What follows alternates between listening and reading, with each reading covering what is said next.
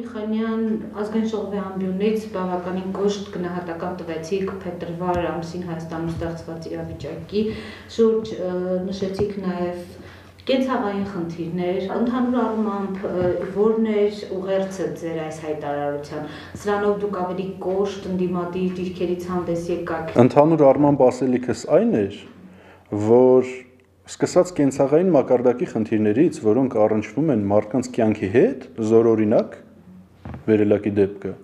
վերջացրած առավել ևս քաղաքական որոշումներով,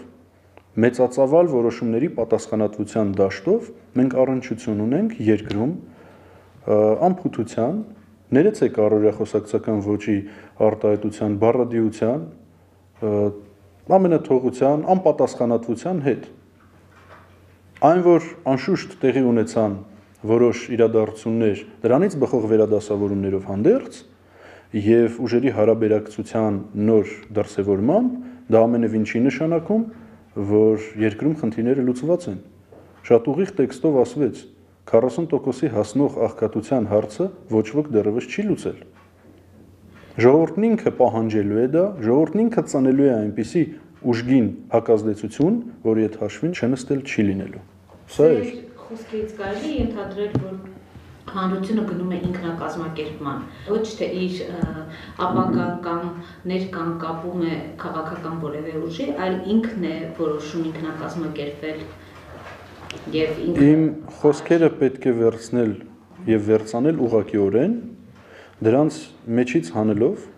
երկրում արկա վիճակի նկատմամբ մտահոգությունը եւ բարի ու դրական փոփոխությունների ցանկությունը։ Մամուլը չի դադարում խոսել այն մասին, որ ձեր հաշվաժամեր են մնացել, հաշվածորեր են մնացել Բարգավաճ Հայաստան կուսակցությունում, ինչ կարող եք ասել այս մասին։ Այն, ինչ կրկնել եմ ողջ ընթացքում տարբեր հարցերի ծագման ժամանակ եւ ինչ ասել եմ առհասարակ։ Կուզեմ, որպեսզի յուրաքանչյուր քայլից հետ կապված տեղեկատվությունը այդ իսկ քայլերով եւ գործողություններով մատուցվի ձեզ ու հանրությանը։ Որևէ բան նախ թաքցնել հնարավոր չէ, երկրորդը ազնիվ մարդու համար իր ազնվության մեջ տեղավորվում է իր ողջ ազատությունը, հետևաբար չունեմ էլ ցանկություն որևէ բան գաղտնի պահելու կամ իրականացնելու, հետևաբար ցանկացած քայլ, ցանկացած գործողություն կլինի հրապարակային, ամենի հետ կծանոթանաք առանց որևէ խոչընդոտի։ Կյանքը եւ ընթացքը թող ցույց տան այն, ինչ տեղի ունենում։ Ամենակարևորը հետեւյալն է։ Ժողովրդի շահը մնալու է գերակա, ժողովրդի շահը լինելու է ուղեցույց անձամբ իմ գործունեության մեջ, բնականաբար, եւ դրանից շեղում լինել չի կարող, եւ երկրում համակարգային փոփոխությունների անհրաժեշտությունը ոչ ոք չեղել չի համարել։ Ձեր կուսակցությունը հռչակել է իրեն ընդդիմադիր։ Ինչը կարող է ձեզ ստիպել կամ խոչընդոտ հանդիսանալ, որ դուք դուրս գաք։ Դուք ինձ տալիս եք հարցեր, որոնց համար հիմք եք վերցնում տարբեր խոսակցություններ, տարբեր ենթադրություններ, մինչդեռ ես ձեզ հորդորում եմ ապագային միտված բոլոր հարցերի պատասխանները ստանալ հենց իմ գործողություններով եւ քայլերով։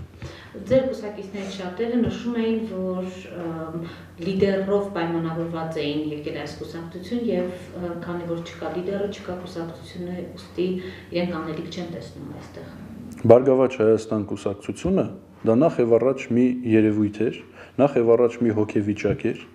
որը համապարփակ կերպով բազմակողմանիորեն բավարարում էր տարբեր անհատների, կառույցների, տարատեսակ սոցիալական խմբերի, տարատեսակ մոտեցումներ ունեցող մարդկանց բավարարում էր իրենց նկատառումներից ելնելով, համոզմունքներից ելնելով, նախասիրություններից ելնելով, քաղաքական տիրույթում պետական կառավարման կարգերի հանդեպ մոտեցումների առումով եւ վերջի վերջո նպատակների առումով։ Իսկ նպատակները ցանկացած իրատեսական մտածելակերպ ունեցող մարդու համար հասարակական ու քաղաքական գործունեության մեջ կարևոր են։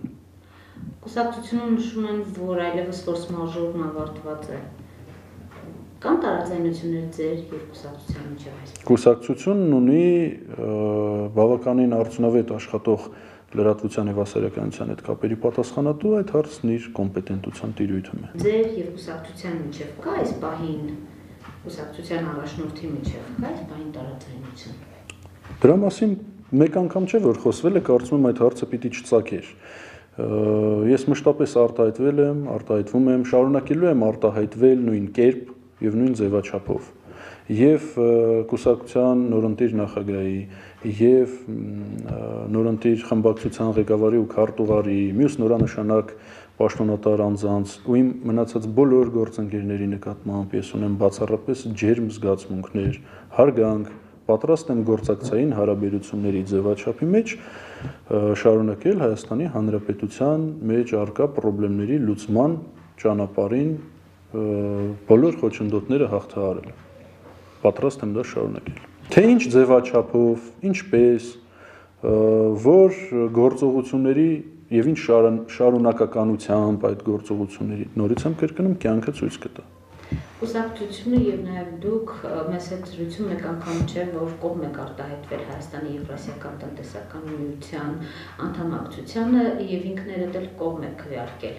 Այս պահին, երբ փաստացի Հայաստանին ոչ հրավիրում են Աստանը, միասնական արժույթը քննարկում են առանց Սերժ Սարգսյանի եւ անգամ Հայաստանի անունը չի հիշատակվում, ձեզ մոտ որպես քաղաքական գործչի հարցեր չեն առաջանում, հնարավոր է Հայաստանը ընդհանրապես դուրս մնա Եվրասիական տնտեսական։ Դուք լավ գիտեք, որ ցավոք սրտի ինձ մոտ բոլոր երևույթների արդիվ առաջանում են հարցեր։ Եվ եթե հարցեր ու մտահոգություններ ինձանում չլինեին, միգուցե ես ապրեի շատ ավելի երջանիկ ու թեթև ու հանգիստ կյանքով, քան այն առկա է հիմա։ Այդուհանդերձ բուն բովանդակությանը։ Ես արտահայտվել եմ Հայաստանի Հանրապետության, հատկապես որպես հետխորհրդային տարածքի, այլևս անկախ պետություն, ինտեգրման, տարբեր ձևաչափերի ինտեգրման կողմնակից, հաշվի առնելով շատ պարզ հանգամանք, ռեսուրսների բացակայություն, կոմունիկացիաների խնդիր, մեղմ ասած անբարեցակամորեն տրամադրված հարևանների առկայություն, գոյություն ունեցող սոցիալ-տնտեսական վիճակ երկրում ու ամենակարևորը անվտանգության հայեցակարգ, երաշխիքներ, դրանից բխող բոլոր եզրակացություններով հանդերձ, ամենակարևորը։ Բայց մշտապես հայտարարվել է նաև ձեր խոնարհ ծառայի կողմից, որ որևէ գործակցություն մեկ այլ պետության հետ, գերտերության հետ, միջպետական կամ միջազգային միավորման հետ չի կարող լինել ի հաշիվ այլ պետությունների կամ միավորումների հետ գործակցության։ Խնդրում եմ դա մշտապես հաշվի առնենք։ Ինչ վերաբերում է ում հրավիրել են, ում չեն հրավիրել, դա իմ կոմպետենտության հարց չէ։ Ես ինքս իհարկե ինձ թույլ եմ տալիս վերլուծություններ անել, որ եթե խոսք է գնում կոնկրետ 3 պետությունների տիրույթում միասնական արժույթի ձևավորման շուրջ բանակցությունների մասին, ապա խոսքը գնում է կոնկրետ այդ 3 պետությունների մասին եւ ոչ թե Եվրասիական տնտեսական միության մասին։ Անդամ բոլոր երկրների։ Այո։ Իսկ թե նորից եմ կրկնում, ինչու չեն հրավիրում, դա իմ կոմպետենտության հարց չէ եւ հրավիրողների եւ հրավիրվողների լիազորված անձանցից կարող եք այդ տեղեկությունը ստանալ։ Եթե կուսակցությունից դուրս գաք, այնուամենայնիվ շարունակելու եք արտահերթ ընտրությունների պահանջը, նկատի ունեմ այն կարևորագույն խնդիրը, որի շուրջ դուք միավորվել եք նաև Եղիակով եւ նաև սահմանադրական փոփոխությունների հարց, արդյոք որպես ընդդիմադիր գործիչ դեռ ձեր առաջնահերթությունների մեջ է։ Իրավասու եմ խոսելու միայն անձիս անունից։ Հայաստանի Հանրապետությունում մեղմ ասած ամեն ինչ չէ որ լավ է։ Մեղմ ասած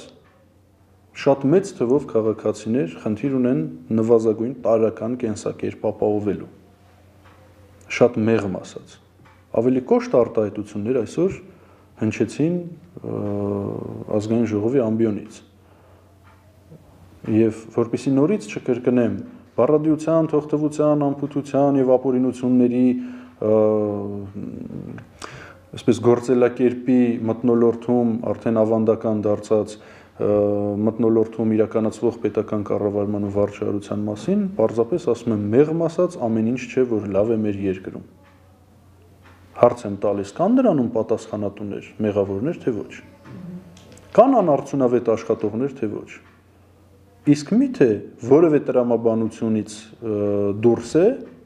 որ անարդյունավետ աշխատողները պիտի իրենց տեղը զիջեն առավել արդյունավետ աշխատողներին։ Ինչ կա այդտեղ զարմանալի, ինչ կա այդտեղ, որ կարող է փոփոխության երբևէ ենթարկվի, համենայն դեպս ես իմ մեջ հոգումս հռչակվածը եւ հրապարակավ հռչակվածը փոփոխության չեմ ենթարկելու։ Զարմանալի չէ, պարզապես մենք տեսնում ենք, որ շատ արագ են Հայաստանում ներքաղաքական զարգացումները տեղի ունենում, պարոն Միխանյան, նկատի ունեմ մեկ գիշերվա ընթացքում կարող է բոլորովին այլ իրավիճակ ստեղծվել։ Հորդորս ԱԺ-ամբյոնից այսօր հենց դրանում էր կայանում, որ ժողովրդի շահը հաշվի չառնել չի լինելու, հնարավոր չի լինելու, որ ժողովրդի պահանջատիրությունը հաշվի չառնել չի լինելու, հնարավոր չի լինելու, եւ ամեն ինչ պիտի բխի դրանից։ Հրապարակային պայքարի կողմնակից եք դուք, պարոն Միխանյան։ Ի նկատի ունեմ հանրահավաքներ, նստացույց, իշխանափոխության տանող ճանապարհը որը պիտի լինի այսօր։ Երբևէ չեմ եղել այն անձնավորությունը, որը նույնիսկ ենթագիտակցության մեջ կարող է իրեն թույլ տալ երկրի համար անդառնալի հետևանքներով ծայրահեղ ցնցումներ։ Դրա մասին խոսել եմ նաև որպես ԲՀԿ պաշտոնական տեսակետ հայտնող, դրա մասին խոսել եմ դրանից շատ ավելի վաղ, դրա մասին խոսում եմ հիմա եւ շարունակելու եմ խոսել եւս, բայց գոյություն ունի օրենքով սահմանված, կարգով սահմանված, սահմանադրությամբ թույլատրելի մի գործողությունների մի շարք եւ դրանք բոլորը շատ տրամաբանական են։